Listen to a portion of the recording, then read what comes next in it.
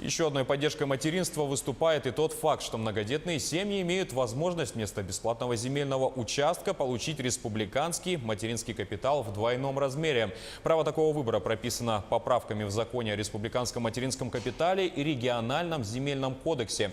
Если семья вместо земельного участка выберет денежную компенсацию, то ее можно направить на строительство индивидуального жилого дома, а также на погашение ипотечного кредита и на долевое строительство.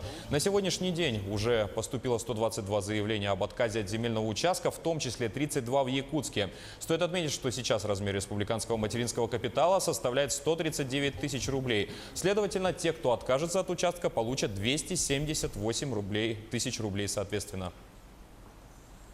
Должна отказаться от бесплатного земельного участка до 1 июля текущего года.